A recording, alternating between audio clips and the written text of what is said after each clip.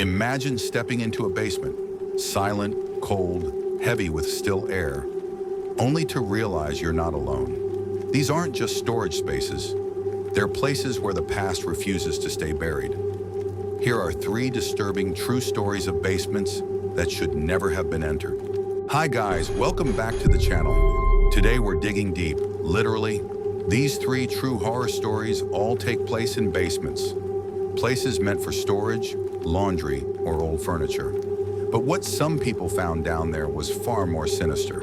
Let's get into it. Story 1, Below My Apartment by Jordan Miles. My name is Jordan Miles and I used to rent a small studio apartment in a quiet suburb of Pittsburgh. It was one of those older brick buildings, 2 floors, a handful of tenants, and a landlord who lived a few miles away and only showed up when something broke. My place was on the first floor, nothing fancy. The kind of apartment that always smelled a little damp no matter how often you cleaned, with creaky floorboards and old pipes that groaned whenever you used the sink. Still, it was cheap, quiet, and close to work, so I made it home. But there was always one thing that bothered me about that place: the basement. The door to the basement was in the hallway just past my unit, right next to the laundry closet we all shared. It was always locked and none of the tenants had a key. When I first moved in, I asked the landlord what was down there, and he shrugged. Just storage, old stuff, nothing you need to worry about. I didn't press it, but I always found it strange how the door looked so out of place, thicker than the others, with a heavy deadbolt and scratches near the bottom, like something had clawed at it. For the first few months, I barely noticed it. Life kept me busy. I worked long hours and usually came home too tired to care about creaky hallways or locked doors. But then, around the start of October, things began to feel different. It started with the noises. Soft at first, a low thumping sound late at night, always coming from the hallway when no one was around. Sometimes it sounded like furniture being dragged across concrete. Other times it was quicker, like footsteps, but not regular ones. These were uneven, wet sounding, like someone dragging a limp foot across the floor. I convinced myself it was the building settling, or maybe someone upstairs moving around. Then came the smell. It was faint at first, a sour metallic scent that wafted into my apartment during the night. I checked my fridge, the trash, even cleaned the drains. Nothing. But every night, just after midnight, the smell would creep back, stronger, heavier, like rust and rot. It made me gag sometimes, and I had to start sleeping with my windows open even when the nights got cold. One night, after a long shift, I came home to find muddy footprints just outside my door. Not boot prints, bare feet, small, thin, the kind of prints a child might leave. They were smeared and wet, leading from the basement door to my doormat, then vanishing. I stared at them for a long time, heart pounding, before I knocked on my neighbor's door to ask if she'd seen anyone. She hadn't. No one had even walked by, she said. The hallway had been quiet all night. That's when I decided to confront the landlord again. I called him the next day and asked, more firmly this time, what was down there? He hesitated before replying. It's just storage, old maintenance stuff, you know? Nothing dangerous. The door stays locked for a reason. Some of the stairs are bad. I don't want anyone getting hurt. But something in his voice sounded rehearsed, nervous, like he was reading from a script. That weekend, I heard the noise again, louder than ever. I woke up to what sounded like scratching on the inside of my door. Not just random noise, purposeful, steady, like fingernails dragging across the wood. I leapt out of bed and turned on every light in the apartment. When I looked through the peephole, the hallway was empty, but the smell was stronger than ever, and I swear I could hear breathing on the other side. That night, I made up my mind. I was going to see what was behind that basement door. I waited until the building was quiet, well past 2 a.m., then slipped into the hallway. I had found an old tension rod in my closet and figured it might help me pry the door open. I worked quietly, heart racing, hands slick with sweat. It took nearly 20 minutes, but eventually the lock gave with a dull pop and the door creaked open. The smell hit me first, like something had died down there and was still rotting. I gagged, pulled my hoodie up over my nose, and turned on the flashlight on my phone. The stairs were steep and narrow, made of crumbling concrete with a rusted railing. I stepped down slowly, one hand on the wall, trying to stay quiet. The deeper I went, the colder it got. The air felt wrong, heavy, like the pressure dropped the further down I went. At the bottom of the stairs, the basement opened into a wide room filled with junk. Old chairs, broken shelves, moldy boxes stacked haphazardly. But what caught my eye was a small wooden door at the far end of the room. It was different, newer, no knob, just a rusted latch holding it closed. And from behind it, I heard breathing. Not normal breathing either. Wheezing, wet, like something struggling to inhale through thick fluid. I should have left right then. But I moved toward it, flashlight trembling in my grip. As I reached out to undo the latch, it moved, just slightly, like something had leaned against the other side. I froze. Then, from the crack beneath the door, something reached out. Fingers, small, pale, bent at unnatural angles. They scraped at the floor, twitching, searching. I stumbled back, tripping over a box and crashed hard to the ground. My flashlight flew from my hand, landing just far enough away to cast a twisted shadow of the hand across the wall. It was wrong, all wrong, too many joints, skin that seemed stretched, like it didn't fit right. I didn't wait for more. I scrambled up the stairs, slammed the basement door shut, and dragged a chair from the laundry closet to wedge it shut. Then I called the landlord again, this time screaming. He didn't answer, so I packed a bag, left the apartment, and never went back. A week later, I found a new place on the other side of town. I broke my lease, lost my deposit, didn't care. I didn't even want to go back for the rest of my stuff. I told the police, but without proof, they chalked it up to stress and sleep deprivation. The landlord swore there was nothing unusual in the basement. Must have been a raccoon, he said. I know what I saw, and to this day, I can't be near a basement without remembering that hand, searching, waiting. Story 2, The Locked Door by Megan Frost. My name is Megan Frost, and when I was in college, I rented a room in an old house just off campus.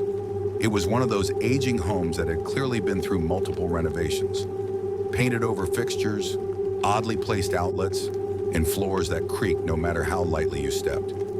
But rent was cheap, utilities were included, and I had my own entrance through the side door. It was quiet, especially during winter semester when most students went back home on weekends. But what really stood out about that place was the basement, and one particular door down there that none of the tenants were allowed to open. The landlord, Mr. Halverson, was a quiet man in his 60s who lived on the property, but mostly kept to himself. When I moved in, he gave me the usual rundown: where the laundry room was, what days the trash got picked up, and a warning not to mess with the locked room in the basement. Old boiler room, he'd said gruffly. Unsafe, been sealed up since before I bought the place. He even pointed out the door, far back in the basement, gray, heavy looking, with an iron latch and a thick padlock. You don't have any reason to be near it, he added, and that was that. At first I didn't think much of it. The laundry machines were near the front of the basement, and the place already gave off that musty, cold feeling that made you want to leave as quickly as possible. But as the weeks passed, the locked door started to weigh on me. There was something about it that pulled my attention every time I went down there.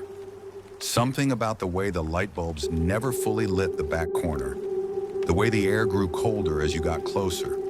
It wasn't just the smell of mildew or old stone walls. It was something else, something deeper, heavier. It started with the noises. Soft at first, just strange creaks and groans that I chalked up to the house settling. But then I started hearing them at specific times, late at night, usually between 2 and 3 a.m. It was always the same, a dull thump, followed by what sounded like shuffling footsteps across the concrete floor. And then, like clockwork, a sharp bang, like something hitting metal from the inside of that door. The first time it happened, I jumped out of bed, heart pounding. I thought maybe someone had broken in. I checked the windows, the side entrance, nothing. Silence. After the third night in a row, I finally asked one of my housemates, Jake, if he'd heard anything. He looked up from his laptop, hesitated, and said, "Yeah, I've heard it too. Figured it was just the pipes or something." But the way he said it, forced, nervous, told me he didn't believe that at all. One weekend, everyone else went home, and I had the place to myself. It was late, just after 2:30 a.m., and I was doing laundry. I had headphones in, listening to a podcast, when the signal cut to static, just for a second. I pulled the headphones out and heard it again. The dragging sound. The door rattled, once, twice. Then something knocked. 3 slow, deliberate bangs. I stood there frozen, the dryer rumbling behind me, heart in my throat. I waited, listening. Then something whispered my name. It came from behind the locked door. At first I thought I imagined it, but then it came again. Clear, quiet. "Megan?" I ran upstairs and didn't go back into that basement for 2 days. The next time I saw Mr. Halverson, I confronted him about it. Told him about the sounds, the voice. He stiffened. "I told you to stay away from that door." "I wasn't near it," I said. "It was calling my name." His face went pale. He opened his mouth like he was about to explain, but then stopped himself. "There's nothing down there. Just forget about it." That night I couldn't sleep. I kept thinking about what could be behind that door, the way it whispered, the way it knew my name. I tried to reason it out. Maybe one of the housemates was playing a prank. Maybe it was an echo from outside, but no one else was home, and our nearest neighbor was over 100 feet away. Eventually, I decided I needed to see it for myself. I waited until everyone was gone again, then went down to the basement with a flashlight and a screwdriver. I stared at that door for a long time before I touched it. The air around it was freezing, almost unnatural, and my breath fogged the beam of light. The padlock looked old but solid, too strong to break with a screwdriver. But as I got closer, I noticed something odd. The lock wasn't fully latched. It had been closed but not locked. Someone had undone it recently. I swallowed hard, hand trembling, and slowly pulled the latch free. The door creaked open with a low groan, and a wave of cold air hit me full in the face. Not basement cold, below freezing. I stepped inside. It wasn't a boiler room. It was a small stone chamber, circular. The walls were lined with what looked like carvings, scratches, symbols, something ancient and half erased by time. In the center of the room was a wooden chair, and on the chair was a bundle wrapped in rotting fabric. I don't know why I did it, but I pulled the cloth back. Inside was a doll, an old porcelain doll, cracked and stained, with one missing eye and a stitched mouth. And as I stood there staring, the whisper came again, right behind me. "Megan!" I spun around, no one there, but the door was closing, fast. I ran, slamming into the wood, managing to stop it before it latched shut. I scrambled out and slammed it behind me, replacing the lock, fingers numb from cold and panic. I told myself I imagined it, that the air, the echo, the whole experience was some strange, explainable hallucination. But when I turned to leave the basement, I saw muddy footprints leading away from the door, fresh, small, like a child's. I moved out a week later. I never got my deposit back, but I never cared, because whatever is in that room, it isn't locked in there to keep us safe. It's locked in to keep it from getting out. And even then, I don't think it always stays behind that door. Story 3, Concrete Secrets by Trevor Quinn. My name is Trevor Quinn, and in 2022, I bought my first house. It wasn't anything grand, just a fixer-upper in a quiet part of Indiana, the kind of place real estate agents call full of character when they really mean needs a ton of work. The house was old, probably built in the 1940s, with warped floorboards, creaky windows, and layers of paint that looked like they'd been applied by different owners over decades. But it was mine. I was proud of it, even with the strange smell in the basement. From the beginning, that basement gave me weird vibes. It was unfinished, just concrete floors and stone walls, with exposed pipes and a single pull-chain light bulb hanging from the ceiling. There was a small utility room in the corner that housed the water heater and some ancient-looking fuse boxes. The previous owner had left behind some old furniture, rusted tools and a few covered items pushed up against the far wall. He told me casually, "Feel free to toss it all. Hasn't been touched in years." I didn't think much of it. Not at first. During the first few weeks, I spent most of my time upstairs, fixing up the kitchen and repainting the living room. I only went down to the basement when I needed to check the water pressure or flip a breaker.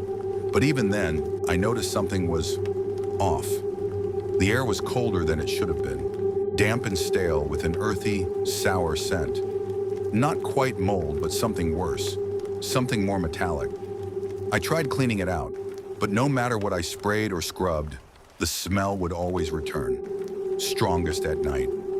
The first real incident happened about a month in. I was in bed around 3 a.m. when I heard a loud bang come from below. It sounded like something heavy had fallen in the basement. I jumped up, heart racing, grabbed the bat I kept by the nightstand, and crept down the stairs. Everything was still. The light bulb was still swaying, casting long, jittery shadows on the concrete. I checked every corner, every box. Nothing had fallen. Nothing had moved. But the smell was overwhelming, like wet copper and old meat. I chalked it up to an animal getting in somehow, though I couldn't find any signs of one. The next night it happened again. Same time, same bang. And this time the light bulb was off. I know for a fact I'd left it on earlier, but when I pulled the chain, it flickered once, then came back on. That was when I noticed something strange about the far wall. The concrete was cracked. A thin vertical fracture, almost like a seam. I hadn't seen it before. Maybe it had been hidden behind the boxes. I leaned closer. The crack wasn't natural. It was clean, straight. And there were small black stains around it. Stains that looked like something had leaked through. At that point, my curiosity got the better of me. I moved the remaining boxes out of the way and started inspecting the wall. I tapped it, expecting a solid thud. But it sounded hollow. Not all the way through, but enough to suggest a space behind it. A hidden room, maybe. My heart raced. I imagined finding old coins, relics, maybe even something valuable left behind by the previous owners. I didn't think for a second it would be something else. The next day, I borrowed a small sledgehammer from my coworker and went to work. It took a few hours, but eventually I broke through. Behind the cracked wall was a narrow concrete hallway leading to what looked like a sealed-off chamber. No lights, no ventilation, just a heavy iron door at the end, flush with the walls and covered in dust. There were deep gouges on the inside of the doorframe, as if someone had tried to claw their way out. Something in me screamed to stop, to seal it back up. But I couldn't. It was like something was urging me forward, not out of curiosity, but compulsion. I opened the door. Inside was a small square room. The walls were made of the same concrete, but smoother. In the center of the room was a chair, metal, bolted to the floor, with thick leather restraints still hanging from the arms and legs. A rusted drain sat just beneath it. The walls were stained, red-brown, old. There were no windows, no outlets, no switches. Whoever had been in here wasn't meant to leave. That night I didn't sleep. I sat in my kitchen, lights on, trying to make sense of what I'd found.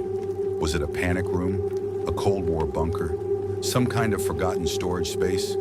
But those restraints, that drain, the claw marks, it wasn't a shelter. It was a prison, or worse. I planned to call the police the next morning, but when I went back down to photograph the room, the door was closed. I know I hadn't shut it, and when I opened it again, slowly this time, something had changed. The chair had moved, only an inch, maybe two, but it wasn't in the same position. And the straps, they looked newer, less brittle. That night, the banging started again, louder, more frequent. Not from the basement floor, but from inside that room. I heard it through the walls, rhythmic, angry, like fists pounding on concrete. And then the whispers started. Just before 3 a.m., I was lying in bed when I heard them, faint, muffled, coming up through the vents. "Let me out," over and over. "Let me out." I left the house that night, didn't pack, didn't wait for the sun, just grabbed my keys and drove.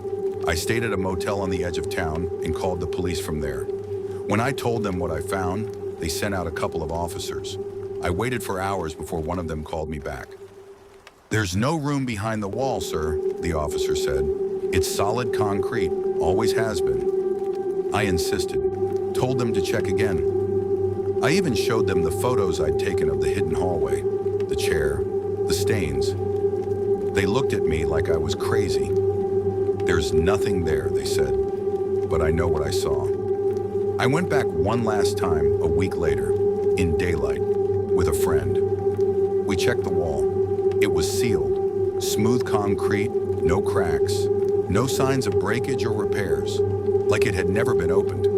I sold the house for a loss a month later and moved 2 states away. Sometimes I still hear knocking, and when I do, I don't check the basement, because I know some doors don't stay closed, no matter how deep you bury them. Thanks for watching. If you like this video, please like, share, and subscribe to our channel for more creepy stories.